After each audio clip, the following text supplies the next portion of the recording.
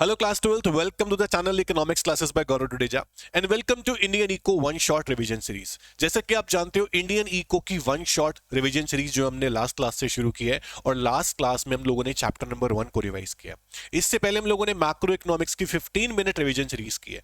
तो revision series का जो टारगेट है, जो गोल है मेरा, वो ये है कि हर बच्चे को हर चैप्टर का हर एक टॉपिक कंसेप्ट के साथ अच्छे से क्लियर हो जाए, क्योंकि बोर्ड एग्जाम में कैसा भी क्वेश्चन आए आप अटेम्प्ट कर पाओ।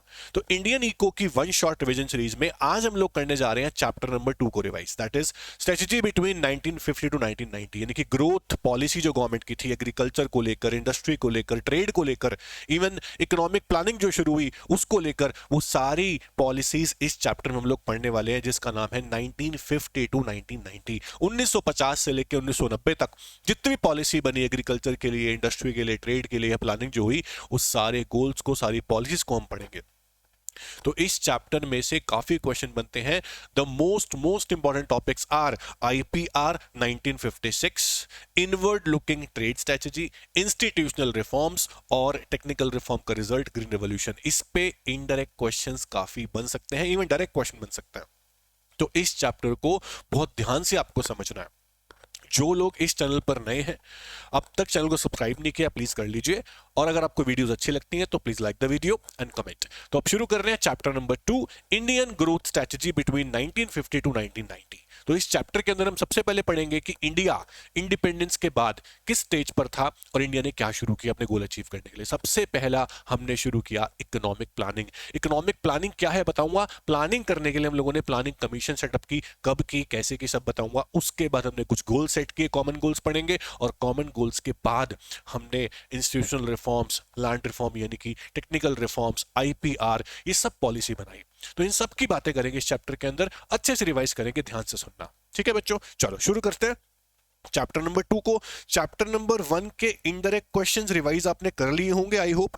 अगर नहीं किए तो सबसे पहले इनडायरेक्ट क्वेश्चंस कर लो, क्योंकि एग्जाम में कंसेप्चुअल बेस्ड क्वेश्चन आएंगे, एनसीईआरटी बेस्ड क्वेश्चन कर लिया करो, इवैल्यूएशन बेस्ड क्वेश्चन कर लो, और जहां भी आपको डाउट हो मुझसे आप पूछ सकते हो। तो chapter number 2 is Indian economy between 1950 to 1990। तो सबसे पहले बात करते हैं कि ये शुरू क्यों हुआ सब। हम लोग देख रहे हैं कि इंडिपेंडेंस जब हुई, इंडिया को इंडिपेंडेंस जब मिली 1947 में, तो उसके बाद क्या हुआ कि इंडियन इकोनॉमी बिल्कुल बैकवर्ड थी, स्टैग्नेंट इकोनॉमी थी। अब हमें जरूरत है इकोनॉमी को बिल्कुल डेवलप करने की। डेवलपमेंट तो बहुत लंबा सपना है, लेकिन शुरुआत तो थोड़े से ही होती है। तो हम लोगों ने क्या किया, इंडिया के पॉलिटिशियंस, इंडिया के प्लानर्स जो थे, वो क्या सोच रहे थे कि यार बिना प्लानिंग के गोल्स कैसे अचीव कर पाएंगे। तो सबसे पहले हम क्या करते हैं, हम गोल सेट करते हैं, उन गोल्स के लिए प्लानिंग करते हैं। तो गोल्स शॉर्ट टर्म भी है, लॉन्ग टर्म भी है। हम कॉमन गोल्स पढ़ेंगे। तो गोल्स जो है बिना प्लान के अचीव नहीं होंगे। तो इंडिया ने क्या सोचा कि प्लान्स बनाते हैं, और प्लान्स बनाने के लिए एक प्लानिंग कमीशन सेट करता है। तो इंडिया में 1950 में, ये डाटा इंपॉर्टेंट है, ये क्वेश्चन बनेंगे एग्जाम में। ये कहानी नहीं है, ये क्वेश्चन है, ये क्वेश्चन बन सकते हैं। इंडिया में 1950 में प्लानिंग कमीशन को सेटअप किया गया, और 1951 में पहला 5 ईयर प्लान बनाया गया, पंचवर्षीय योजना, 5 ईयर प्लान इंडिया में शुरू हुए। 1950 में जब प्लानिंग कमीशन को सेटअप किया गया, तो उसके चेयरमैन पर्सन जो है वो प्राइम मिनिस्टर होते हैं। तो उस टाइम पर पंडित जवाहरलाल नेहरू प्राइम मिनिस्टर थे, उनको चेयरमैन बनाया गया। उसके बाद से लगातार जो है वो प्राइम मिनिस्टर ही चेयरमैन पर्सन बनते थे प्लानिंग कमीशन के। तो इंडिया के अंदर टोटल 12 प्लान जो है वो बने, कंप्लीट हुए। 2012 से लेकर 2017 तक जो है 12th 5 ईयर प्लान था। उसके बीच बीच में नीति आयोग आ गया, फिर बीच में 2015 1 जनवरी को नीति आयोग आ गया, तो प्लानिंग कमीशन को अबॉलिश किया गया 2014 के अंदर। तो प्लानिंग कमीशन ने 2014 तक तो काम किया है। तो प्लानिंग कमीशन जो है वो क्या करती थी, प्लान्स बनाती थी। प्लान क्या होते हैं, इकोनॉमिक प्लानिंग क्या होती है कि कंट्री के रिसोर्सेस को यूटिलाइज करके जो हमारी पहले प्रायोरिटी है, जो हमारे पहले गोल है, उनको अचीव करना है, ये प्लानिंग होता है। तो इकोनॉमिक प्लानिंग के अंदर काफी सारे गोल्स रखे गए, उन गोल को अचीव करने के लिए प्लान बनाए गए, और प्लान थे 5-5 साल के। कुछ शॉर्ट टर्म प्लान भी होते थे 1-1 ईयर के, जो लॉन्ग टर्म गोल्स प्लान को हेल्प करेंगे। तो 5 साल की प्लानिंग पीरियड के अंदर जो गोल्स थे, क्या मान लो अगर मैं बोलता हूं कि इंडिया से पॉवर्टी खत्म करनी है, कि 5 साल में अचीव हो जाएगा? नहीं। तो कुछ गोल्स ऐसे थे जो कॉमन थे, हर प्लान के अंदर वो गोल चल रहे थे। तो हमने पढ़ने हैं कॉमन गोल्स, वो भी लॉन्ग टर्म वाले, जो पूरी प्लानिंग पीरियड में चलते रहे। वो 4 गोल्स कौन से हैं? सबसे पहला जीडीपी ग्रोथ, दूसरा मॉडर्नाइजेशन, तीसरा सेल्फ सफिशिएंसी और इक्विटी यानी कि इक्विटेबल डिस्ट्रीब्यूशन ऑफ इनकम। ये 5 गोल हमने पढ़ने हैं, 4 गोल टोटल। तो इकोनॉमिक प्लानिंग क्या है, प्लानिंग कमीशन क्या है, कब सेटअप हुई, कितने प्लान बने। तो इस तरह से 1951 से लेकर 1956 तक पहला 5 ईयर प्लान था। 56 से 61 तक दूसरा 5 ईयर प्लान था। 61 से 66 तक तीसरा 5 ईयर प्लान था। फिर 66 से 69 तक प्लान हॉलीडे आया था। 3 साल का प्लान बोलते हैं उसको, 3 ईयर प्लान। तो प्लान हॉलीडे बोलते हैं, वो आपको याद नहीं करना, आपको सिर्फ ये याद करना है कि प्लानिंग शुरू कब हुई और एंड कब हुआ, प्लानिंग कमीशन खत्म हुआ, अबॉलिश कब की गई, उसके बाद क्या आया, ये सब बातें आप याद रखो।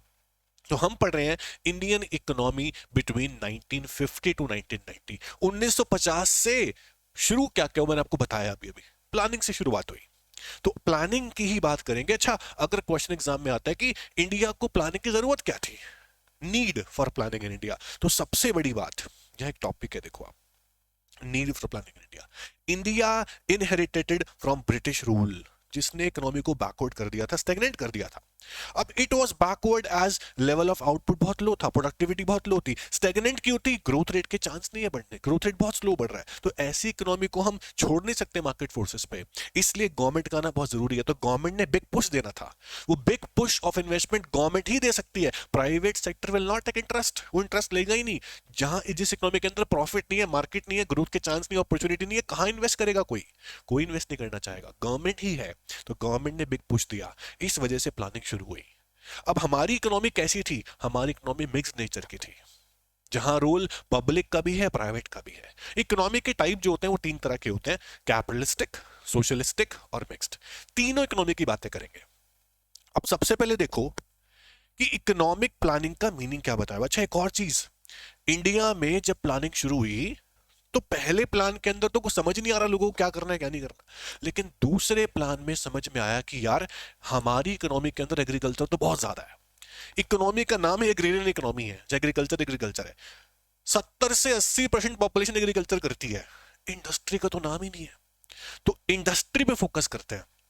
एक पर्सन है प्रोफेसर प्रकाश चंद्र महलनोबिस। आपके एग्जाम में जरूर ये क्वेश्चन आया होगा 1 मार्क के अंदर कि सेकंड 5 ईयर प्लान के आर्किटेक्ट कौन थे, या father of second 5 year plan कौन थे? Professor Prakash Chandra Mahalanobis, PC Mahalanobis. उनका ऑब्जेक्टिव था इंडिया में इंडस्ट्रियलाइजेशन लाई जाए। उन्होंने इंडस्ट्रियल डेवलपमेंट के गोल के बेस पे सेकंड 5 ईयर प्लान को तैयार किया। और याद करो 1956 में सेकंड 5 ईयर प्लान शुरू हुआ और 1956 में ही इंडस्ट्रियल पॉलिसी रेजोल्यूशन आया, आईपीआर। जो सेकंड आईपीआर था, पहला आईपीआर 1948 में आया था। बच्चों को याद नहीं रहता है, सोचते पहला आईपीआर 56 में ही आया था। पहला आईपीआर 48 में आया था, 1948। दूसरा आईपीआर था ये सेकंड फेडरल प्लान वाला, ये सक्सेसफुल था। इसके बारे में बात करेंगे। तो प्रोफेसर पीसी महलनोबिस को भूलना मत, ठीक है, ये क्वेश्चन बन सकता है। उसके बाद अब हम पढ़ रहे हैं कि इंडिया के अंदर जब प्लानिंग शुरू हुई तो हमारी इकोनॉमी कैसी थी? मिक्स्ड इकोनॉमी थी। पर आपको क्वेश्चन तो बन सकते हैं कैपिटलिस्टिक के ऊपर, सोशलिस्टिक के ऊपर, मिक्स्ड के ऊपर। तो कैपिटलिस्ट इकोनॉमी कौन सी होती है? जहां पर सारा का सारा रोल प्राइवेट सेक्टर का है, गवर्नमेंट का रोल नहीं है अगर तो सिर्फ लॉ ऑर्डर डिफेंस तक है, इंटरफेरेंस नहीं है, मार्केट फोर्स पे चलता है सब कुछ। कैपिटलिस्ट इकोनॉमी को हम बोल सकते हैं lazy fair economy, market economy, है ना। तो ये चीजें हैं, market economy, capitalist economy. Example पूछे तो डेवलप कंट्री जो भी है सारी कैपिटलिस्ट इकोनॉमी है ना, USA, UK, Germany, England, Japan, ये सब। उसके अलावा इनका गोल क्या होता है? प्रॉफिट मैक्सिमाइजेशन, ठीक है। तो यहां पर प्रॉपर्टी जो है वो प्राइवेट हैंड्स में होती है, और what to produce, how to produce, whom to produce, all decisions are taken by market forces, not by the government. ये बात याद रखना। इस इकोनॉमी के अंदर प्रोडक्ट जो होते हैं कई तरह के होते हैं, वैरायटी होती है, कंज्यूमर सॉवरेनिटी होती है, ये सारी बातें आप याद रखो। सोशलिस्ट इकोनॉमी जो दूसरी इकोनॉमी है जहां सारा का सारा रोल गवर्नमेंट के हाथ में होता है, ऐसी इकोनॉमी आज कोई भी नहीं है। होती थी, रशिया को हम बोलते थे सोशलिस्ट इकोनॉमी, यूएसएसआर। तो इनके अंदर मेन रोल गवर्नमेंट का है। सारे decision what to produce, how to produce, whom to produce are taken by the government. तो सोशल इकोनॉमी के एक और नाम क्या है? Centrally planned economy, command economy. ये नाम याद रखो, centrally planned economy, command economy. Communism भी इसको हम बोल सकते हैं, ठीक है। तो इसके बाद मिक्स्ड इकोनॉमी क्या होती है? हमारी इकोनॉमी मिक्स्ड है। इंडिया, पाकिस्तान, बांग्लादेश, ये इकोनॉमी के अंदर क्या होता है कि प्राइवेट पब्लिक दोनों मिलकर अचीवमेंट्स करते हैं, अपनी अपनी गोल्स अपने अपने होते हैं। प्रॉफिट गोल किसका होता है? प्राइवेट का। वेलफेयर गोल किसका होता है? गवर्नमेंट का। कन्फ्लिक्शन भी होती है, डिमेरिट्स भी है, करप्शन बहुत ज्यादा होता है ना, लेकिन मैरिट्स दोनों की होती हैं, कैपिटलिस्टिक की भी सोशलिस्टिक की भी, और डीमेरिट्स भी दोनों की होती हैं, कैपिटलिस्ट की भी सोशलिस्ट की। तो mixed economy is mixture of private and public sector, दोनों का रोल होता है इसके अंदर। सोशल जस्टिस भी होता है, प्रॉफिट मैक्सिमाइजेशन एम भी होता है। ये आप तीन इकोनॉमी रिवाइज कर सकते हैं। उसके बाद जो प्लानिंग के अंदर कॉमन गोल्स थे लॉन्ग टर्म वाले, वो हमें चार करने हैं। जीडीपी ग्रोथ सबसे पहला, दूसरा मॉडर्नाइजेशन, तीसरा सेल्फ सफिशिएंसी, और चौथा equitable distribution of income. Full employment extra डाल रखा मैंने नोट्स में, ये आप कर सकते हो, ठीक है। वैसे चार आपके सिलेबस में है। तो सबसे पहले बात करते हैं जीडीपी ग्रोथ की। जीडीपी ग्रोथ जो होती है बेटा, वो दो तरीके से देखी जाती है। या तो आपके कंट्री के अंदर रिसोर्स का बेस बहुत अच्छा हो। रिसोर्स कैसे बढ़ते हैं? रिसर्च करो, रिसोर्स बढ़ेंगे, एक्सप्लोर करो रिसोर्सेज को। और अगर रिसोर्स हैं तो आपके पास टेक्नोलॉजी बहुत बेस्ट होनी चाहिए। इन दोनों रीजन की वजह से जीडीपी ग्रोथ होती है। हमारी कंट्री में क्या हो रहा है पता है? हमारी कंट्री में टेक्नोलॉजी बहुत बढ़ रही है, एम्प्लॉयमेंट जनरेट नहीं हो रही, जॉबलेस ग्रोथ कर रहे हैं इस टाइम हम। लेकिन हमें बताना नहीं है इसके अंदर, हमें बताना है सिर्फ जीडीपी ग्रोथ क्या होता है। जीडीपी ग्रोथ का मतलब होता है गुड्स सर्विस का प्रोडक्शन लगातार इकोनॉमी के अंदर बढ़ता रहे, कॉल्ड जीडीपी ग्रोथ, ठीक है ना। उसके बाद जीडीपी ग्रोथ के बाद ऑब्जेक्टिव जो है नेक्स्ट, वो 3 नंबर का ऑब्जेक्टिव आता है एक, इसको अच्छे से लर्न कर डालो। मीनिंग बताओ जीडीपी ग्रोथ का। जीडीपी ग्रोथ कैसे कर सकते हैं? दो तरीके बताओ, डिस्कवरी ऑफ रिसोर्सेज से और टेक्नोलॉजी इंप्रूवमेंट से, दोनों कर सकते हो आप। फुल एम्प्लॉयमेंट मत करना, सिलेबस में नहीं है। थर्ड वाला ऑब्जेक्टिव जो है इसके अंदर, वो है इक्विटेबल डिस्ट्रीब्यूशन। ध्यान से सुनना, हर बंदे की सैलरी बराबर हो ये पॉसिबल नहीं है, लेकिन रिच और पुअर में गैप थोड़ा कम हो जाए ये पॉसिबल है। रिच बहुत रिच, पुअर बहुत पुअर है, ये अलाउ नहीं है इकोनॉमी के अंदर। रिच पे हैवी टैक्सेस गवर्नमेंट लगाती है, पुअर को सब्सिडी देती है, खर्चे करती है उनके ऊपर। क्यों? रिच पुअर में गैप कम हो जाए। ये हमारा ऑब्जेक्टिव था प्लान का, कि रिच पुअर में गैप हमेशा कम रहे, पर ये हुआ नहीं। हमारी कंट्री में अनइक्वल डिस्ट्रीब्यूशन ऑफ इनकम बहुत ज्यादा है, इसलिए रिच पुअर में गैप बहुत ज्यादा है। तो रिच और पुअर के गैप को कम करना is called equitable distribution. Government ये नहीं बोल रही सबकी सैलरी बराबर कर दो, पॉसिबल भी नहीं है भाई, कैसे पॉसिबल है? पर गैप बहुत ज्यादा। एग्जाम्पल देता हूँ, एग्जाम्पल डाल सकते हो इसके अंदर आप। एक डॉक्टर है, 1 घंटे का ऑपरेशन करता है और 2 लाख रुपए कमा लेता है एक दिन के अंदर, 1 घंटे में। एक बेचारा लेबर है, पूरे साल काम करता है, डेली 8 घंटे काम करता है, तब भी 2 लाख रुपए नहीं जोड़ पाता। ये बहुत बड़ा गैप है। अब बच्चे बोलते हैं सर वो डॉक्टर है वो लेबर है, हाँ है, लेकिन जो मिलता है ना बदले में रिटर्न, वो बहुत कम मिलता है। अब डेवलप कंट्री को देखो कि एक छोटा जो काम कर रहा है बंदा, उसकी भी सैलरी बहुत ज्यादा होती है एज कंपेयर टू हमारी कंट्री। तो हम चाह रहे हैं कि थोड़ा ज्यादा मिले, गरीबों को ज्यादा पैसा मिले as a wages, as a salary. तो हम बोल रहे हैं कि रिच पुअर में गैप अलाउ तो होना चाहिए। ऑब्वियस वो डॉक्टर है वो लेबर है, लेकिन उस गैप की भी लिमिट होती है ना, वो लिमिट थोड़ी कम होनी चाहिए, ताकि हर बंदा गरीबी से उठे। मेरी बात समझ पा रहे होंगे? ये ऑब्जेक्टिव है इक्विटेबल डिस्ट्रीब्यूशन, बहुत अच्छे से करना। इक्वल डिस्ट्रीब्यूशन मत लिखाना, इक्विटेबल या फिर इक्विटी, बहुत फर्क होता है इक्विटेबल में और इक्वल डिस्ट्रीब्यूशन में। इक्वल मतलब सबकी सैलरी बराबर हो, इक्विटेबल मतलब कि गैप कम हो रिच पुअर में और थोड़ा सा लेवल पर आ जाए इंसान, ठीक है। उसके बाद ऑब्जेक्टिव जो हमें करना है 3 मार्क्स के हिसाब से, मॉडर्नाइजेशन। मॉडर्नाइजेशन पे मार्क कर लो, वेरी इंपॉर्टेंट, क्योंकि एग्जाम में क्वेश्चन आने के चांस है कि मॉडर्नाइजेशन से क्या इंप्लॉयमेंट बढ़ती है या कम होती है। क्वेश्चन बता रहा हूं, आपके एग्जाम में आया होगा, modernisation is complementary to employment या contradictory to employment. Very very important question है। आप सोचो मॉडर्नाइजेशन क्या होता है? Innovations, improvement in technology, upgradation of technology. India में हुआ, ग्रीन रेवोल्यूशन आया था 1966 में ड्यू टू एचवाईवी सीड्स, ये एग्जांपल है मॉडर्नाइजेशन का। इंडिया में आईटी रेवोल्यूशन भी आया था, वर्ल्ड वाइड वेब, एग्जांपल है मॉडर्नाइजेशन का। क्या मॉडर्नाइजेशन से, मशीन का यूज ज्यादा करने से इंप्लॉयमेंट जनरेट होती है या कम होती है? अगर जनरेट होती है तो कॉम्प्लीमेंट्री है, अगर इंप्लॉयमेंट कम हो जाती है तो कॉन्ट्राडिक्टरी है। आंसर क्या लिखोगे? मैं बोलता हूं बेटा आंसर दोनों आ सकते हैं। मॉडर्नेशन होती है तो क्या होता है? मशीन्स का यूज ज्यादा होता है, लेबर की डिमांड कम हो जाती है, एम्प्लॉयमेंट कम हो सकती है, ये कॉन्ट्रडिक्टरी हो गया। लेकिन जब मॉडर्नेशन होती है, मशीन्स जब आती हैं, तो प्रोडक्शन बहुत ज्यादा मात्रा में होता है, और प्रोडक्शन ज्यादा मात्रा में होता है तो लेबर की डिमांड ज्यादा भी रिक्वायर्ड हो सकती है, क्योंकि बहुत सारी इंडस्ट्रीज खुलेंगी तो एम्प्लॉयमेंट जनरेट भी हो सकती है। दोनों मे और may not be, contradictory as well as complementary बहुत है। इसका आंसर आपकी किताब के अंदर लिखा हुआ है, टी आर जैन के अंदर भी है, संदीप गर्ग के अंदर भी है, ध्यान से पढ़ना, दोनों इसके आंसर है। और मेरे नोट्स के अंदर पीछे हॉर्स में भी एक क्वेश्चन है, क्वेश्चन इंपॉर्टेंट है। Modernisation is complementary to employment और contradictory to employment, very very important question. सिर्फ सिर्फ डायरेक्ट क्वेश्चन नहीं आएंगे, डायरेक्ट सीधा गोल लिखो मॉडर्नाइजेशन, ऐसे नहीं बोल देंगे, छोटे बच्चे नहीं हो आप। इनडायरेक्ट क्वेश्चन आएंगे तो ऐसे ऐसे करो क्वेश्चन। और ये हॉट्स के अंदर मैं बार बार बोलता हूँ, ऑफलाइन क्लास हो ऑनलाइन क्लास हो, हॉट्स हॉट्स हॉट्स नहीं करोगे पछताओगे। सिंपल मुंह पे बोलता हूँ मैं। इनडायरेक्ट क्वेश्चंस कर लो, बहुत अच्छे मार्क्स लेके आओगे। हॉट्स करो, बहुत बढ़िया मार्क्स लेके आओगे। ठीक है ना, मेरी बात मानो, टीचर की बात माननी चाहिए आपको। सेल्फ सफिशिएंसी क्या होता है? एक होता है सेल्फ सफिशिएंसी, एक होता है सेल्फ रिलायंस। अगर आप किसी दूसरी कंट्री से गुड्स इंपोर्ट करते हो और वो गुड्स इंपोर्ट ना करके आप खुद बनाने लग जाते हो, आप सेल्फ सफिशिएंट हो गए। सेल्फ रिलायंस क्या होता है? अगर दूसरी कंट्री से आप पैसे उधार लेते हो, आपके पास कमी है पैसों की, और अब पैसे उधार नहीं लेने पड़ रहे आपको, आप सेल्फ रिलायंस हो गए।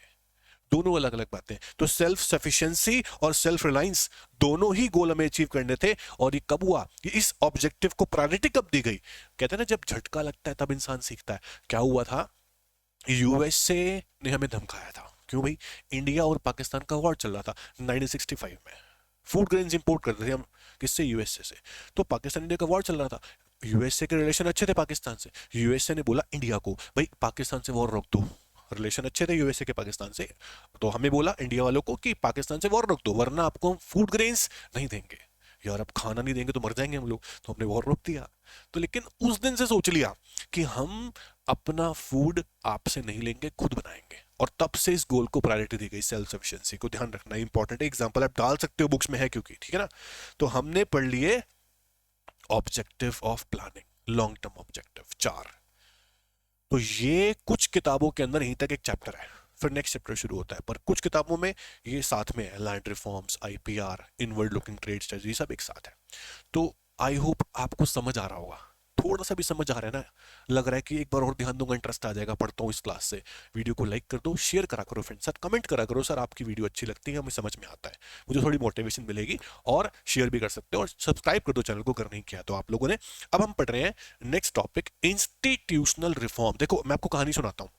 हमने इंडिपेंडेंस हमें मिल गई, इंडिपेंडेंस के बाद हमने प्लानिंग शुरू कर दी, प्लानिंग शुरू होने के बाद गोल सेट कर दिए, गोल सेट करने के बाद काम भी तो करना पड़ेगा उसके ऊपर।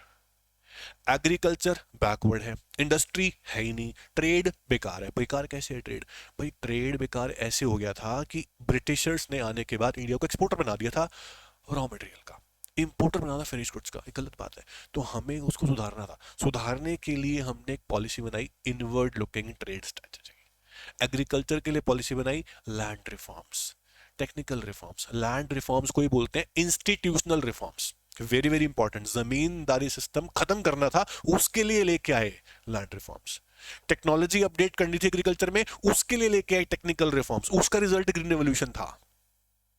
फॉरेन एक्सचेंज खत्म हो रही थी, उसको बचाना था, उसके लिए लेके आए इनवर्ड लुकिंग ट्रेड स्ट्रेटजी, यानी कि इंपोर्ट सब्स्टिट्यूशन पॉलिसी। जो बाहर से इंपोर्ट करते हो, इंपोर्ट ना करके खुद बनाओ।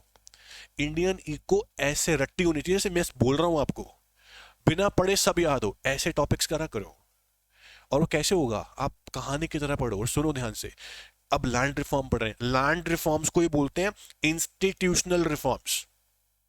ये क्या थे institutional reforms? Land reform, institutional reform किस लिए लेके आए? इंडिया में चला जमींदारी सिस्टम, उसे खत्म करना है। उसे खत्म करने के लिए, मिडल मैन को खत्म करने के लिए, बीच के जो इंटरमीडिएट्स थे उन्हें खत्म करने के लिए लेके आए लैंड रिफॉर्म्स। फार्मर्स को ऑनरशिप राइट्स दिलाने थे, टेनेंट्स को ऑनरशिप राइट दिलाना था कि वो डिसीजन खुद ले सकें। एग्रीकल्चर वो करते हैं, सब कुछ वो करते हैं, कॉस्ट भी वही लगाते हैं, तो डिसीजन भी कौन लेगा? फार्मर लेगा। तो उनको राइट दिलाने ओनरशिप के।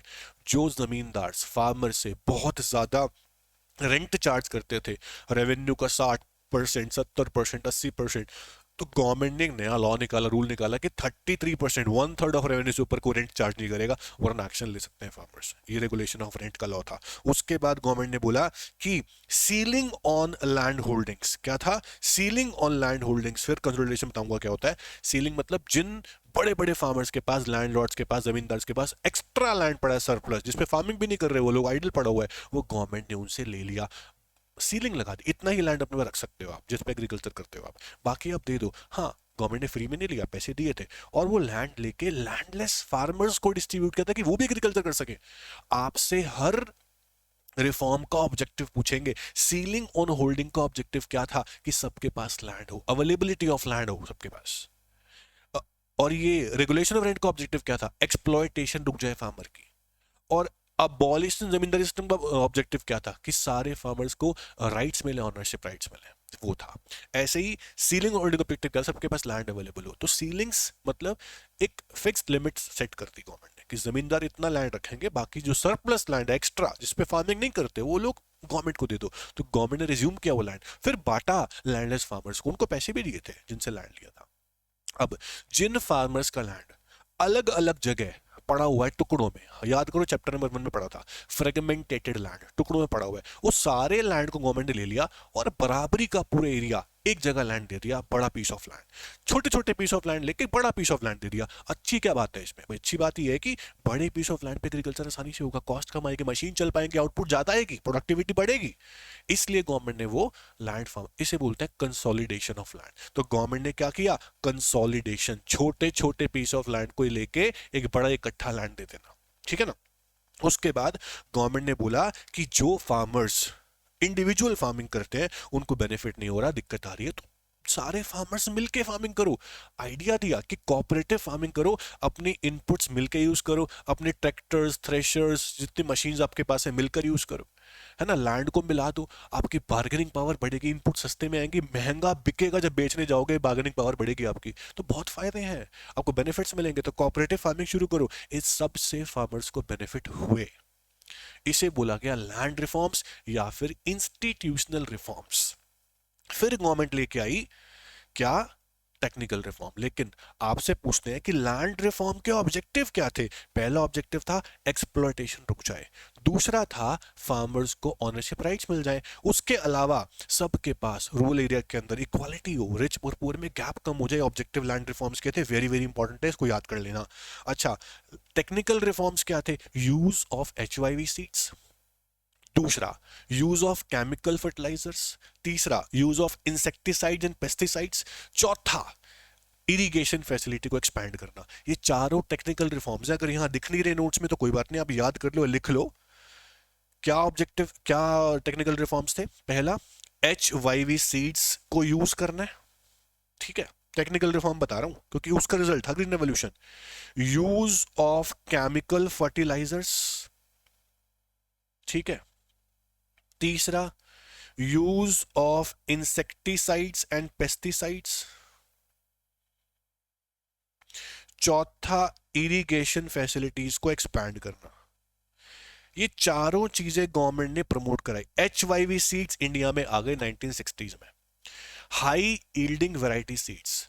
इससे क्या हुआ कि इससे फार्मर की प्रोडक्टिविटी एग्रीकल्चर की बहुत बढ़ गई। सीड्स कैसे थे? इंपोर्टेड सीड्स थे, इसके अंदर केमिकल फर्टिलाइजर डालने पड़ते थे, लेकिन ज्यादा यूज केमिकल का है। इंसेक्टिसाइड डालने पड़ते थे कीड़े वगैरह मारने के लिए, पेस्ट कंट्रोल करना पड़ता था। उसके अलावा इस सीड्स के साथ केमिकल डल रहा है तो पानी बहुत सारा चाहिए, इरिगेशन फैसिलिटी बहुत चाहिए, वो गवर्नमेंट ने बढ़ाई। जब ये बढ़ाई तो इसका रिजल्ट देखने को मिला 5 से 10 साल के अंदर। क्या? कि व्हीट, राइस, ज्वार, बाजरा, मेज, ये 5 क्रॉप के लिए ये सीड्स काम के थे। तो गवर्नमेंट ने देखा कि इनका प्रोडक्शन बहुत बढ़ रहा है, लेकिन व्हीट राइस का प्रोडक्शन 25 गुना बढ़ गया। तो ये सीड्स ज्यादा काम किसमें किए? व्हीट और राइस में। तो HYV सीड्स का रिजल्ट आया कि इंडिया में एक रेवोल्यूशन आ गया, रिकॉर्ड तोड़ प्रोडक्शन हुआ व्हीट राइस का, 25 गुना प्रोडक्शन बढ़ गया व्हीट राइस का। इससे बोला ग्रीन रेवोल्यूशन। आया कब? 1966 67, इसको बोलते हैं ग्रीन रेवोल्यूशन का ईयर। तो ग्रीन रेवोल्यूशन के बेनिफिट्स भी बहुत सारे थे, लिमिटेशंस भी थी। इंपॉर्टेंट क्वेश्चन है, अभी समझाऊंगा। तो ग्रीन रेवोल्यूशन जो था उसकी अचीवमेंट्स क्या थी? भाई प्रोडक्शन बहुत तेजी से बढ़ा, स्पर्ट इन प्रोडक्शन, स्पर्ट मतलब रिकॉर्ड तोड़ प्रोडक्शन होना, ठीक है, 25% से प्रोडक्शन बढ़ा व्हीट और राइस का। तो इसकी जो अचीवमेंट है, कुछ पॉइंट्स लिखे हुए हैं। Spurt in crop productivity, production बहुत बढ़ गया। अब जो फार्मर है अपनी बेसिक नीड्स के लिए भी उगा रहा है, प्लस मार्केट में बेचने के लिए भी उगा रहा है, मार्केटेबल सरप्लस जनरेट हुआ, उसे बोलते हैं राइज इन प्रोडक्शन। अच्छा, area under acreage, area under cultivation. Acreage क्या होता है? Area under cultivation. Rise in acreage area, area under cultivation. जो फार्मर कल्टीवेशन कम कर रहे थे या नहीं कर रहे थे, कुछ लैंड लेस फर्टाइल था, वहां पर भी ये सीड्स काम किए और प्रोडक्शन बहुत बड़ा। अब दिख रहा है कि हर जगह एग्रीकल्चर एग्रीकल्चर हो रहा है, ग्रीनरी ग्रीनरी है, तो मतलब कि एग्रीकल्चर बड़ा ड्यू टू HYV सीड्स। उसके अलावा shift from subsistence farming to commercial farming. जो फार्मर सिर्फ बेसिक नीड्स के लिए फार्मिंग करते थे अपने अपने फैमिली कंजम्पशन के लिए, अब वो मार्केट में बेचने के लिए भी प्रोडक्शन कर रहे हैं, उसे बोलते हैं कमर्शियल फार्मिंग। एक बिजनेस बन गया एग्रीकल्चर। तो मार्केटेबल सरप्लस जनरेट हो रहा था। इस पे क्वेश्चन बन सकता है, मार्केटेबल सरप्लस क्या होता है, इसका फायदा क्या है? मार्केटेबल सरप्लस मतलब कि जितना आपने टोटल प्रोडक्शन किया है उसमें से अपना कंजम्पशन निकाल लो, अपने घर वाला कंजम्पशन जो होता है वो निकाल लो, उसके बाद भी जो बच गया, जो आप मार्केट में बेच रहे हो, वो मार्केटेबल सरप्लस है। तो मार्केटेबल सरप्लस मतलब आउटपुट ऑफ व्हीट जो टोटल बनाई है आपने माइनस कंजम्पशन जो घर के लिए करते हो, जो बच गया वो क्या है? मार्केटेबल सरप्लस है। तो मार्केटेबल सरप्लस का यूज क्या है? इसको बेच के आप कैश कमा सकते हो, बिजनेस बना सकते हो, उसको फर्दर इन्वेस्ट कर सकते हो और अपने एग्रीकल्चर को और बढ़ा सकते हो। ठीक है ना? तो फार्मर की आउटलुक जो है वो चेंज हो गई। पहले फार्मर को किस नजर से देखते थे? बेचारा फार्मर है, सबसिस्टेंस फार्मिंग करता है। अब फार्मर को बिजनेस मैन की तरीके से देखा जा रहा था, कमर्शियल, पैसे कमाने लग गया वो, है ना, बिजनेस बना लिया। अब हम यानी कि इंडिया, जब यूएसए ने धमकाया था कि आपको फूड ग्रेन नहीं देंगे, आज इंडिया बन गया सेल्फ सफिशिएंट। किसी से फूड ग्रेन इंपोर्ट करने की जरूरत नहीं है। अभी हम एक्सपोर्ट कर रहे थे, हम बन गए self sufficient in terms of food grains. एक टाइम था जो हम मांगते थे किसी से, एक टाइम आज हम बेचते हैं। तो ये हो गया था, ठीक है ना? तो रेवोल्यूशन के बेनिफिट्स भी थे, लिमिटेशन भी थी। एक टॉपिक लिख रहा होगा, आप दिख रहा होगा आपको, gains of green revolution but not sufficient. मतलब गेन्स तो थे, जितने गेन्स थे वो सफिशिएंट इंडिया के लिए, क्योंकि पॉपुलेशन बहुत ज्यादा है यार इंडिया की, तो सफिशिएंट नहीं थे उस टाइम पर। तो ग्रीन रेवोल्यूशन जो आया था वो सारी क्रॉप्स के लिए नहीं, मैंने कहा था ना व्हीट राइस में काम किया था, वैसे 5-6 क्रॉप्स के लिए था, लेकिन काम किस में किया? व्हीट राइस में। तो लिमिटेड क्रॉप्स, ये लिमिटेशन है, लिमिटेड क्रॉप्स। अचीवमेंट्स हमने पढ़ ली, लिमिटेड क्रॉप्स। अनइवन स्प्रेड, हर जगह नहीं फैला। जहां इरिगेशन फैसिलिटी थी वहां ये फैला, लाइक पंजाब में, हरियाणा में, यहाँ ये फैला, तमिलनाडु में, लेकिन कहाँ नहीं फैला? यूपी में, बिहार में, यहाँ नहीं आया ज्यादा। तो लिखा हुआ है कि पंजाब, हरियाणा, महाराष्ट्र, तमिलनाडु यहाँ पे आया, लेकिन यूपी, बिहार, मध्य प्रदेश यहाँ इसका इफेक्ट इतना नहीं। तो इरिगेशन फैसिलिटीज की बात होती है ना, वो नहीं आया। Limited farming population, green revolution का फायदा सारी पॉपुलेशन नहीं उठा पाई। मतलब जिन फार्मर के पास पैसे थे, जो अफोर्ड कर सकते थे इस पैकेज को, कौन से पैकेज को? HYV वाले पैकेज को, उनको बेनिफिट मिला, बाकी फायदा नहीं उठा पाए। उसके अलावा इकोनॉमिक डिवाइड इस वजह से, देखो, जो फार्मर फायदा उठा पाए उनको बेनिफिट हो गया, उनकी इनकम बढ़ गई। जो नहीं उठा पाए वो और गरीब हो गए, मतलब पैसे नहीं आए ज्यादा उनके पास, तो वो रिच और पुअर में गैप बहुत बढ़ गया, रिच और रिच हो गए। तो इसे बोलते हैं इकोनॉमिक डिवाइड, इनइक्वालिटी का बढ़ जाना। ये ग्रीन रेवोल्यूशन का एक लिमिटेशन है, ठीक है ना? उसके बाद ये आपका था land reforms, institutional reforms, technical reforms, उसका रिजल्ट ग्रीन रेवोल्यूशन। तो ग्रीन रेवोल्यूशन क्या हमें एक और चाहिए? Yes, we need other green revolution, क्योंकि इंडिया की पॉपुलेशन बहुत बढ़ चुकी है और फार्मिंग की शॉर्टेज है, फूड की शॉर्टेज है। हमें एग्रीकल्चर और बढ़ाना है, उसे और प्रोडक्टिव बनाना है। अगर क्वेश्चन आ जाए कि does India need other green revolution, बोलेंगे यस, ऑब्वियस चाहिए, प्रोडक्टिविटी बढ़ानी है हमें। फूड ग्रेन्स कम पड़ जाते हैं, आज भी फार्मर अनसर्टेन है वेदर को लेके, है ना, बहुत सारी दिक्कतें हैं, लोन अभी भी चल रहे हैं, वेविंग चाहिए उसके अंदर, तो बहुत जरूरत है एक और रेवोल्यूशन की, आप लिख सकते हो। ग्रीन रेवोल्यूशन के 2 फेज थे, 60 से 70, 70 से 80। 60 से 70 के फेज में जो बेनिफिट मिले, किनको मिले? जो अफोर्ड कर सकते थे। 70 टू 80 में गवर्नमेंट ने पुअर फार्मर के लिए भी कुछ फैसिलिटी गवर्नमेंट लेके आई, जैसे कि सस्ते रेट पे लोन, सब्सिडी देना इनपुट्स पे गवर्नमेंट ने करना शुरू किया। तब जाके पुअर फार्मर भी थोड़ा उनको बेनिफिट में मिल पाया। ये 70-80 वाला फेज था, ये आपकी बुक में लिखा, आप ध्यान से देखना उसको। एग्रीकल्चर की पॉलिसी बन गई। अब बनानी थी हमें इंडस्ट्री को लेके पॉलिसी, क्योंकि इंडस्ट्री भी बैकवर्ड थी। तो इंडस्ट्री को लेके गवर्नमेंट ने क्या किया? एक IPR बनाया, इंडस्ट्रियल पॉलिसी रेजोल्यूशन। तो गवर्नमेंट ने वहां पर क्या डिक्लेयर किया? अगर आपके एग्जाम में, मेरी बात कान खोल के सुनना, टॉपिक इंपॉर्टेंट ये वाला भी अभी कराऊंगा मैं आपको, और टॉपिक इंपॉर्टेंट ये वाला भी है जो मैं करा रहा हूं आपको, वेरी वेरी इंपॉर्टेंट। अगर अगर एग्जाम में पूछते हैं कि IPR क्या होता है, सुनो ध्यान से। इंडस्ट्रियल पॉलिसी रेजोल्यूशन, IPR के अंदर गवर्नमेंट ने क्लियर डिक्लेरेशन दी कि हम फ्लैगशिप रोल यानी कि प्राइमरी रोल प्ले करेंगे। प्राइवेट का रोल होगा लेकिन सेकेंडरी होगा। लाइसेंस राज शुरू करने वाले हैं हम। प्राइवेट को इंडस्ट्री खोलनी है तो लाइसेंस लेना पड़ेगा, परमिशन लेनी पड़ेगी। क्यों? क्योंकि लाइसेंस नहीं रखा तो प्राइवेट वहीं खोलेगा जहां पे उसको दिख रहा है प्रॉफिट है। बैकवर्ड एरिया कहां जाएंगे? बैकवर्ड एरिया को डेवलप करना था। डोमेस्टिक इंडस्ट्रीज को प्रोटेक्ट करना था। तो लाइसेंस सिस्टम हमारा शुरू हुआ। लाइसेंस सिस्टम में गवर्नमेंट ने क्या बोला, आपको नई इंडस्ट्री कोई मर्जी खोलनी हो लाइसेंस लेना पड़ेगा, चाहे वो कोई भी इंडस्ट्री हो। एक्सपैंड करनी है लाइसेंस लेना पड़ेगा, परमिशन लेनी पड़ेगी। तो ये शुरू हुआ आईपीआर के अंदर। और पर गवर्नमेंट ने प्राइमरी रोल प्ले किया था, और गवर्नमेंट ने वहां पे कैटेगरी सेट कर दी थी इंडस्ट्रीज के लिए। 3 कैटेगरी बताऊंगा आपको। पर आपको क्वेश्चन अगर ये आता है कि गवर्नमेंट ने प्राइमरी रोल प्ले क्यों किया, क्या जरूरत थी गवर्नमेंट की प्राइमरी रोल प्ले करने की, तो सबसे इंपॉर्टेंट फैक्टर्स जो ये दिखाते हैं कि गवर्नमेंट का डायरेक्ट पार्टिसिपेशन जरूरी क्यों था, एक क्वेश्चन अंडरलाइन कर लो, वेरी वेरी इंपॉर्टेंट है कि गवर्नमेंट का रोल जरूरी क्यों था। प्राइवेट सेक्टर इंटरेस्टेड नहीं था इन्वेस्टमेंट में हमारी जैसी कंट्री में। यार प्रॉफिट अपॉर्चुनिटी बिजनेस कुछ नहीं है। हम कब की बात कर रहे हैं, ईव ऑफ इंडिपेंडेंस की बात कर रहे हैं, 50s की बात कर रहे हैं। कौन सी मार्केट थी हमारे पास, प्राइवेट इंटरेस्टेड नहीं था। प्राइवेट सेक्टर तो ना के बराबर, कैपिटल थी नहीं, टाटा बिरलास कहाँ, हम कुछ टाइम तो कुछ भी नहीं था, बहुत कम लोग थे बड़े बड़े इंटरप्रेन्योर्स, तो कुछ नहीं होगा, है ना। टाटा बिरला जी उस टाइम बोलते हैं कि हम थे। तो यहां पर हमारे पास शॉर्टेज ऑफ कैपिटल है, प्राइवेट इंटरेस्ट नहीं ले रहा, और ऑब्जेक्टिव तो सबसे बड़ी बात वेलफेयर है। अब प्राइवेट वेलफेयर थोड़ी करना चाहेगा। तो इन तीनों कारण की वजह से गवर्नमेंट ने देखा कि हमें प्ले करना पड़ेगा प्राइमरी रोल, और गवर्नमेंट ने किया भी, है ना। तो गवर्नमेंट ने प्राइमरी रोल प्ले भी किया। तो गवर्नमेंट ने आईपीआर में क्या बोला कि हम क्लियर डिक्लेरेशन देते हैं कि हम प्राइमरी रोल प्ले करेंगे और जस्टिस के साथ ग्रोथ करेंगे। सोशल जस्टिस भी होगा, ग्रोथ भी होगी। अब ये हुआ भी था, सच्ची बता रहा हूं आपको। तो पहला गवर्नमेंट ने आईपीआर में क्या डाला कि इंडस्ट्री को 3 पार्ट में क्लासिफाई कर दिया। पहली कैटेगरी जिसमें सिर्फ और सिर्फ पब्लिक सेक्टर की इंडस्ट्रीज ही होंगी, जैसे कि रेलवे, डिफेंस, एटॉमिक एनर्जी। दूसरी कैटेगरी जहां पब्लिक प्राइवेट मिलकर इंडस्ट्री खोलेगा, जैसे माइनिंग और फर्टिलाइजर इंडस्ट्री। तीसरी कैटेगरी जहां प्राइवेट सेक्टर खोल सकता है, यानी कंज्यूमर गुड्स। तो इंडस्ट्री को क्लासिफाई किया 3 टाइप में। आईपीआर का पहला पॉइंट ये है। दूसरा पॉइंट है लाइसेंस राज गवर्नमेंट ने शुरू किया, ये मैंने बता दिया आपको। लाइसेंस लेना पड़ेगा कोई भी इंडस्ट्री खोलने के लिए, एक्सपैंड करना तो भी लाइसेंस। लेकिन गवर्नमेंट तीसरा पॉइंट ये डाला कि जो प्राइवेट सेक्टर बैकवर्ड में इंडस्ट्री खोलेगा उनको कंसेशन देंगे हम, रॉ मटेरियल्स पे, इलेक्ट्रिसिटी के रेट पे, पानी के बिल पे, सब चीज पे हम टैक्स हॉलिडे प्रोवाइड करेंगे, टैक्सेस कम चार्ज करेंगे, बहुत सारी आपको प्रिविलेजेस देंगे, आप खोलो बैकवर्ड में।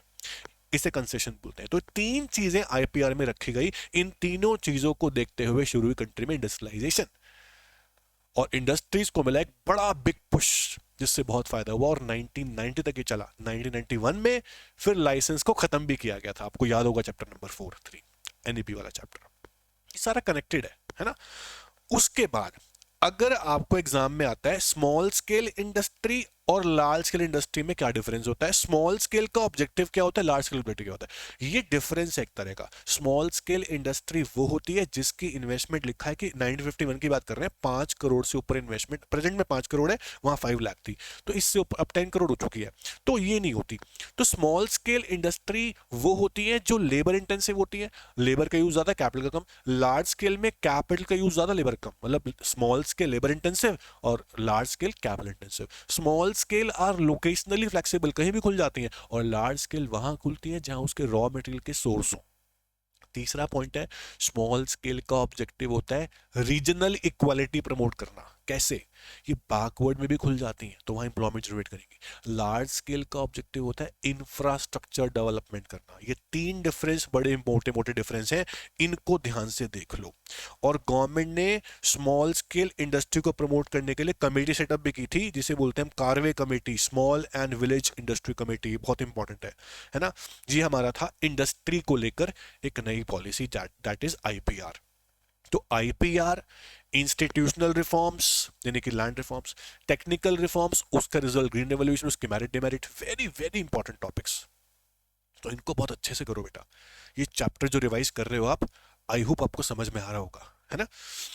अब लास्ट है कि इंडिया की जो फॉरेन ट्रेड पॉलिसी थी, यानी कि इंडिया ने शुरू करी policy, that is inward looking trade strategy. क्यों शुरू की, इंडिपेंडेंस के समय पे इंडिया ने सफर किया एक्सप्लॉयटेशन, किससे, ब्रिटिश गवर्नमेंट से।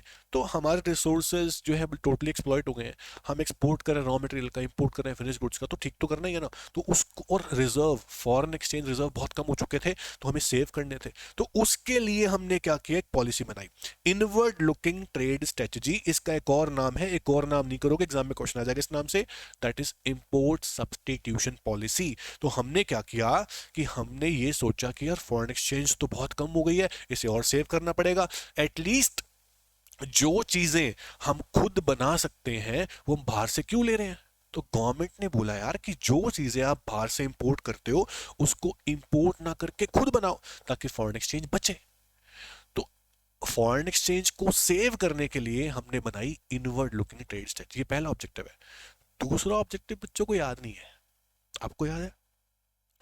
दूसरा ऑब्जेक्टिव था, गवर्नमेंट चाह रही थी कि इंपोर्टेड गुड्स इंडिया में आएंगे तो डोमेस्टिक प्रोड्यूसर कैसे टक्कर ले पाएंगे? उनकी क्वालिटी तो इतनी अच्छी है नहीं, उनको इतने गुड्स बनाने अच्छे से आती नहीं है, तो फॉरेन गुड्स इंडिया में आनी नहीं चाहिए। डोमेस्टिक इंडस्ट्री को प्रोटेक्शन देना हमारी रिस्पॉन्सिबिलिटी है। तो डोमेस्टिक इंडस्ट्रीज को प्रोटेक्शन देने के लिए गवर्नमेंट ने पॉलिसी लॉन्च की थी कि इंपोर्टेड गुड्स इंडिया में नहीं आनी चाहिए। इसका ड्रॉबैक भी है, अगर कंपटीशन ही नहीं होगा तो कैसे सीखोगे? पर इस टाइम गवर्नमेंट क्या चाह रही थी? कंपटीशन नहीं होना चाहिए, डोमेस्टिक इंडस्ट्रीज को प्रोटेक्शन देना हमारा काम है। उसके लिए गवर्नमेंट ने क्या किया? गवर्नमेंट ने दो फॉर्म्स ऑफ प्रोटेक्शन यूज की। क्वेश्चन बनता है डेफिनेटली एग्जाम में, what are the type of forms of protection? सबसे पहला टैरिफ, दूसरा कोटास। इंपोर्ट ड्यूटी और कोटास, गवर्नमेंट ने इंपोर्ट्स पे ड्यूटीज बढ़ा दी और कोटा सेट कर दिए। कोटा मतलब रेस्ट्रिक्शंस, क्वांटिटी, लिमिटेड क्वांटिटी में इंपोर्ट कर सकते हो, लिमिट सेट कर दी। और ड्यूटी मतलब इंपोर्ट पे टैक्सेस बढ़ा दी। इन दोनों की वजह से इंपोर्ट्स हमारे कम हो गए, इंपोर्टेड गुड्स इंडिया में कम आई और हमारे डोमेस्टिक प्रोड्यूसर को फायदा मिला, उन कंपटीशन से बच गए वो, और फॉरेन एक्सचेंज भी सेव हो गई। ये आपकी है inward looking trade strategy. I hope को समझ में आ गई होगी। इसके बाद देखो टैरिफ कोटा है ना, फॉर्म्स ऑफ प्रोटेक्शन, अच्छे से करना है इसको। अब इसकी डिमेरिट क्या थी कि हमने एक्सपोर्ट प्रमोशन पे ध्यान नहीं दिया। इस पॉलिसी का ऑब्जेक्टिव क्या था? फॉरेन एक्सचेंज को सेव करना, नॉट अर्न। ये डिमेरिट है, क्योंकि अर्न करने वाली बात 1991 में देखेंगे, अभी हम सिर्फ सेव करना चाहते थे। ठीक है, अब इस पूरी पॉलिसी के 1950 से 1990 तक की पॉलिसी के गुड इफेक्ट्स क्या है और बैड इफेक्ट्स क्या है? गुड इफेक्ट्स ये हैं कि इंडिया का ट्रांसफॉर्मेशन हो गया, अब एग्रीकल्चर कम होके इंडस्ट्री पे शिफ्ट करने लगे हम। ये सबसे बड़ी अचीवमेंट थी, इसे बोलते हैं स्ट्रक्चरल ट्रांसफॉर्मेशन। जब एक कंट्री एग्रीकल्चर कम करके इंडस्ट्री पे जाती है या सर्विस सेक्टर पे जाती है, उसे बोलते हैं ट्रांसफॉर्मेशन। तो ट्रांसफॉर्मेशन हो गया, अब इंप्लॉयमेंट बढ़ रही थी इंडस्ट्रीज में, ये अच्छी बात है, आईपीआर का रिजल्ट था ये। दूसरा, इंडस्ट्रियल सेक्टर अब डाइवर्सिफाई कर रहा था, हमारी ग्रोथ हो रही थी, हम नई तरह के गुड्स बना रहे थे, इंडस्ट्रियल गुड्स, कंज्यूमर गुड्स भी और कैपिटल गुड्स भी। ये हम कर, कैपिटल गुड्स की इंडस्ट्री नाम मात्र थी, ना के बराबर थी, पर कंज्यूमर गुड्स हम बढ़ा रहे थे। उसके अलावा अपॉर्चुनिटी इन्वेस्टमेंट बढ़ रही थी, क्योंकि स्मॉल स्केल प्रमोट हो रही थी। स्मॉल स्केल प्रमोट हो रही है तो सब लोग इंडस्ट्री खोलना चाहते हैं स्मॉल स्केल के, बैकवर्ड एरिया में भी और दूसरे एरियाज में भी। उसके अलावा बैड इफेक्ट की बात करें तो गवर्नमेंट का मेन रोल था, याद करो, गवर्नमेंट प्राइमरी रोल प्ले कर रही थी, लीडिंग रोल प्ले कर रही थी, सारी इंडस्ट्री ऑलमोस्ट गवर्नमेंट के पास थी। तो गवर्नमेंट की मोनोपोली बन गई, और मोनोपोली भी ऐसी चल नहीं रही है क्योंकि बर्डन बहुत ज्यादा है। सोचो, जूते, चप्पल, ब्रेड, शूज, बटर सब गवर्नमेंट बना रही है, तो कितनी बर्डन आ जाएगी? तो गवर्नमेंट की मोनोपोलीज कैसी हो गई? इनएफिशिएंट, जो लॉस में चली गई। इतनी सारी कंपनीज गवर्नमेंट मैनेज नहीं कर पाई, इतने सारे पीएसयू गवर्नमेंट मैनेज नहीं कर पाई, तो किस में चलेगी? लॉस में चलेगी। अब कंपटीशन तो था नहीं क्योंकि बाहरी गुड्स इंडिया में आ नहीं रही, अब कंपटीशन नहीं है तो इनोवेशन नहीं हुई, मॉडर्नाइजेशन नहीं हुई, ये सबसे बड़ी डिमेरिट है। कंपटीशन पता ही नहीं होता क्या है हमारे को उस टाइम पर, तो ये बड़ा डिमेरिट है, हमने सीखा नहीं कुछ, इंडियन गुड्स कॉम्पीट नहीं कर पाती है। तीसरा, public sector enterprise spread indiscriminate. मतलब क्या, सुनना ध्यान से, कह रहे हैं 50 से 80 तक हमने देखा कि कुछ नहीं जरूरत हमें करने की, सब चल रहा है अच्छे से, लेकिन उसके बाद देखा गया कि पीएसयू थोड़े से लॉस में जा रहे हैं, अपॉर्चुनिटीज अब जो है वो प्राइवेट एंटरप्रेन्योर्स देख रहे हैं कि हमें आना चाहिए, उनको अलाउ नहीं कर रहे हैं, सिर्फ जस्टिस की बात करी जा रही, प्रॉफिट की बात ही नहीं करी जा रही। ये बड़ा इंपैक्ट था। उसके अलावा हमारे जो पीएसयू थे वो अनवायबल से चल रहे थे, मतलब उस पर हम डिपेंड रह नहीं सकते। कह रहे पॉलिटिकल कंपल्शन, मतलब सिर्फ गवर्नमेंट बोल रही हम ही खोलेंगे, ये कंपल्शन रूल है एक, जबकि रूल्स के हिसाब से चलना खतरनाक हो रहा था उस टाइम कि प्राइवेट को आने देना चाहिए था। तो अनवायबल चल रहे हैं, इस पर हम डिपेंड रह नहीं सकते, जरूरत लग रही थी कि प्राइवेट को लाना पड़ेगा। अब लेके आए 1991 में, कुछ सालों बाद लेके जरूर आए। ये बैड इफेक्ट से दिख रहा था कि प्राइवेट को लाना पड़ सकता है, ये पॉइंट शो करते हैं प्राइवेटाइजेशन आनी चाहिए, और आई भी 1991 में। तो ओवरऑल ये बैड इफेक्ट्स थे। अब इस चैप्टर के जो हैं आपको करने हैं इनडायरेक्ट क्वेश्चंस, ध्यान से। हॉट्स नहीं करोगे, इनडायरेक्ट क्वेश्चन नहीं करोगे, बहुत दिक्कत आएगी, क्योंकि हॉट से ही बात बनेगी बेटा, इनडायरेक्ट क्वेश्चन से ही बात बनेगी। एग्जाम में कोई भी क्वेश्चन छोड़ना नहीं चाहते हो ना बोर्ड एग्जाम में, तो इनडायरेक्ट क्वेश्चन पढ़ लो। और ऐसे एग्जाम में आंसर ऐसे लिख के नहीं आ रहे होते बस हवा में, आंसर पता होने चाहिए। आंसर तब पता होंगे जब इनडायरेक्ट क्वेश्चन पढ़ के जाओगे। मेरी आपसे रिक्वेस्ट है हाथ जोड़ के कि सारे इनडायरेक्ट क्वेश्चन अच्छे से करो। आप कोई डाउट आता है मेरे को आप बता सकते हो। चैप्टर समझ रखे अच्छे से तो डाउट नहीं आएंगे आपको, लेकिन चैप्टर नहीं समझ रखा डाउट आएंगे फिर आपको। तो चैप्टर ध्यान से पढ़ो, पहले नोट्स बनाओ, हेडिंग्स को रटो अच्छे से। आई होप आपको आज चैप्टर नंबर 2 अच्छे से समझ में आ गया होगा। अब पूरे दिन आपको इस चैप्टर को लर्न करना है अच्छे से, और सब्जेक्ट को भी ध्यान देना है, इसको भी ध्यान देना है, सबको ध्यान देना है। टाइम मैनेजमेंट करो, ठीक है। चलो आज के लिए इतना ही करेंगे। Thank you so much, all the best, take care.